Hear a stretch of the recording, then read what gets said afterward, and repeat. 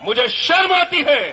भारत के प्रधानमंत्री कहते हैं तुम्हारी भैंस चोरी कर ले जाएंगे, तुम्हारा मंगलसूत्र चोरी कर ले जाएंगे, तुम्हारी रोटी चोरी कर ले जाएंगे। अब तो हद हो गई। प्रधानमंत्री ने कहा तुम्हारी बेटी चोरी कर ले जाएंगे। मैं कहता हूं धिक्कार है ऐसे प्रधानमंत्री पर जो 10 साल से देश का प्रधानमंत्री है, रक्षा मंत्री उसका, गृह मंत्री उसका, 22 राज्यों में मोदी की सरकार है, बीजेपी की सरकार है। उसके बावजूद अगर हमारी बेटियां सुरक्षित नहीं है तो नरेंद्र मोदी को इस्तीफा देके गुजरात में जाके घास छीलना चाहिए। उसको प्रधानमंत्री रहने का अधिकार नहीं। गलत तो नहीं कह रहा हूं? आप 10 साल से प्रधानमंत्री है, फिर कह रहे हैं बेटियां सुरक्षित नहीं। योगी जी आए थे भाषण देने, ये नहीं बताते कितना नौकरी दिया किसानों का, कितना भला किया, कितना व्यापारियों का भला किया। आए हैं नारा लगा रहे, करे बटोगे तो कटोगे, बटोगे तो कटोगे। मैं उत्तर भारत के लोगों आपसे कहने के लिए आया हूं, मराठी लोगों के साथ, मराठी मानुष के साथ, उद्धव ठाकरे के साथ मिलकर इस बार भारतीय जनता पार्टी को जमानत जब्त कराने का काम करना, बीजेपी की जमानत जब्त कराने का काम करना। मैं आपसे कहने के लिए आया हूं, बटोगे तो तुम्हारे सरकारी स्कूल बंद हो जाएंगे, बटोगे तो तुम्हारे सरकारी अस्पताल बंद हो जाएंगे, बटोगे तो किसान आत्महत्या करने के लिए मजबूर होगा, बटोगे तो नौजवानों का रोजगार बर्बाद हो जाएगा, बटोगे तो तुम्हारी सड़कें टूट जाएंगी, बटोगे तो महंगाई आसमान पे पहुंच जाएगा, पेट्रोल का, डीजल का, सरसों के तेल का दाम बढ़ जाएगा, बटोगे तो भारत की सेना 4 साल के ठेके पे रखी जाएगी। इसलिए मैं आपसे कहने के लिए आया हूं, न बटिए न कटिए और मिलके भाजपा को रपटिए।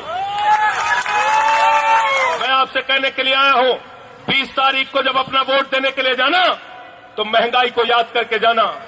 मोदी जी कहते हैं ना, भाइयों और बहनों घर से निकलना तो गैस का सिलेंडर देख के निकलना। तब 400 रुपए का था गैस का सिलेंडर। मैं आपसे कहने के लिए आया हूं, 20 तारीख को वोट देने के लिए जाना तो गैस का सिलेंडर देख के जाना, अपने घर में पड़ी हुई बाइक भी देख के जाना जिसमें 110 रुपए का पेट्रोल आपने भरवाया, 1200 रुपए का गैस का सिलेंडर आपने खरीदा। आपने अपनी कार भी देख के जाना, ऑटो भी देख के जाना जिसमें 100 रुपए का डीजल आपने भरवाने का काम किया। देख के जाना अपने दाल के डिब्बे को, अपने सरसों के तेल के डिब्बे को, अपने बच्चे का चेहरा देख के जाना। देख के जाना महंगाई के कारण गरीब आदमी की कमर कैसे तोड़ी गई। देख के जाना कि आज इस समाज को कैसे हिंदू मुसलमान के नाम पे बांटा जा रहा है, भारत में आपस में हम सबको लड़ाने का काम किया जा रहा है। मैं आपसे कहने के लिए आया हूं, जब आपको ये सब कुछ याद रहेगा, महंगाई याद रहेगी, बेरोजगारी याद रहेगी, अपने बच्चों का मुस्तकबिल याद रहेगा, तो आपको मसाल याद रहेगी। मसाल पर बटन दबाएंगे आप और विनोद जी को जिताने का काम आप करेंगे। और धर्म, कितना टाइम है? 8 मिनट।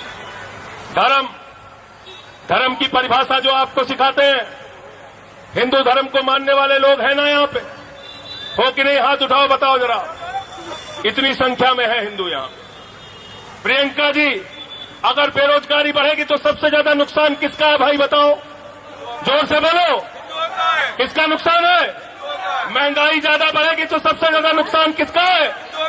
अगर सरकारी स्कूल बंद होगा तो सबसे ज्यादा नुकसान किसका है? अगर किसान को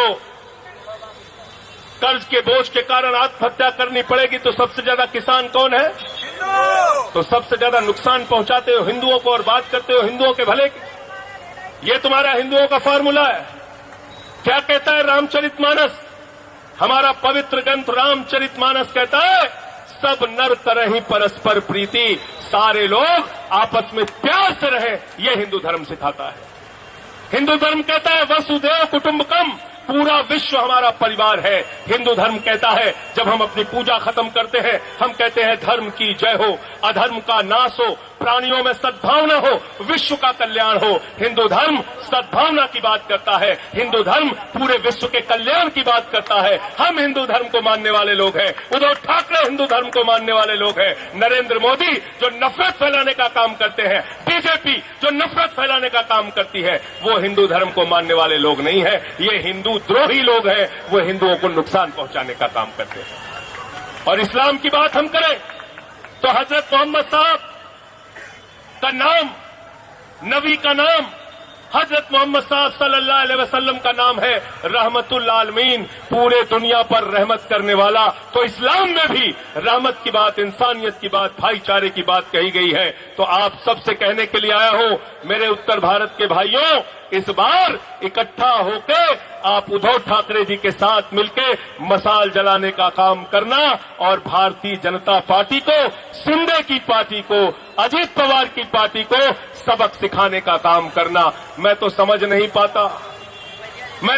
पाता कि अजीत पवार 70,000 करोड़ का घोटाले का आरोप मोदी जी लगाते हैं, मोदी जी के साथ जाते हैं, राजा हरिश्चंद्र हो जाते हैं। प्रफुल्ल पटेल उनका नाम इकबाल मिर्ची से जोड़ता है, दाऊद इब्राहिम से जोड़ता है, मोदी जी के साथ जाते हैं, राजा हरिश्चंद्र हो जाते हैं।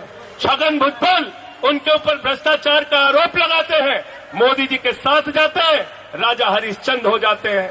हसन मुशर्रफ भ्रष्टाचार का आरोप उनके ऊपर लगाते हैं, जब मोदी जी के साथ चले जाते हैं तो राजा हरिश्चंद्र हो जाते हैं।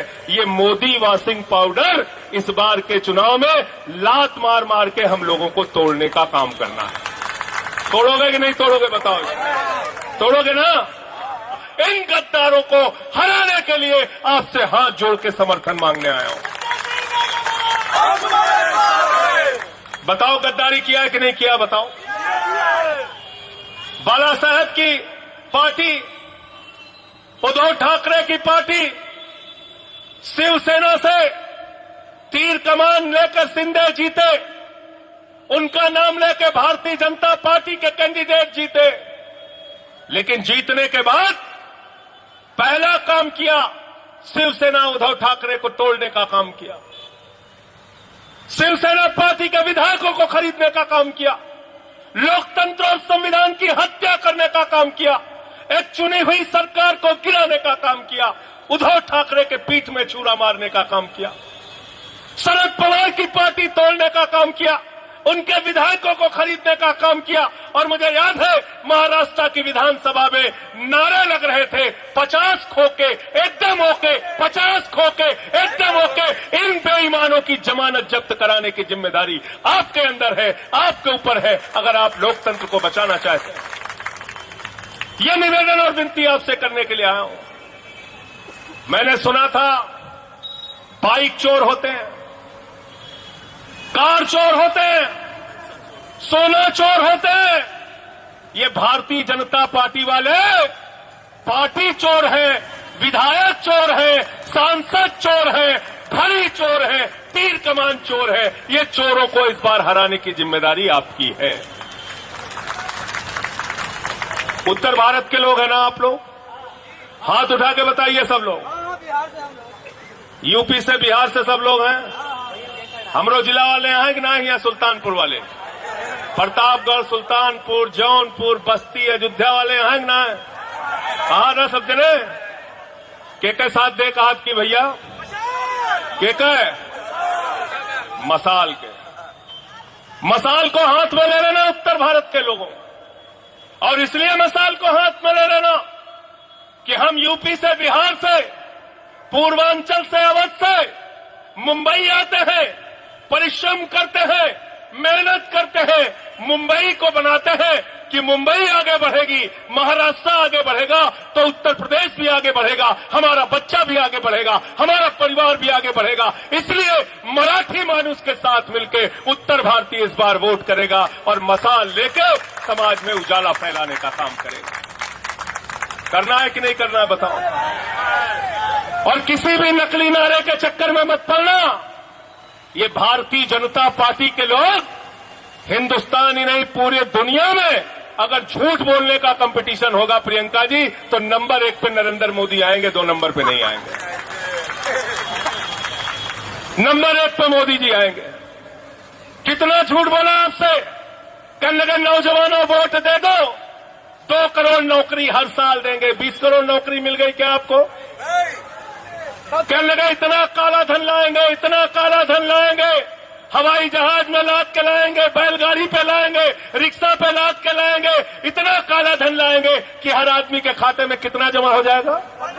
जोर से बोलिए, सुनाई नहीं पड़ रहा है। 15 लाख। 15 लाख आ गया। 15 पैसे भी नहीं आए। हमारी माताओं बहनों ने अपने पति से छिपा के जो 1500 की नोट संदूक में रखी थी, नरेंद्र मोदी ने कहा यही काला धन है, लाइन में लग के जमा कर लो, भी खाली करा दिया। खाली करा दिया कि नहीं बहन जी बताओ? गुस्सा है ना मन में?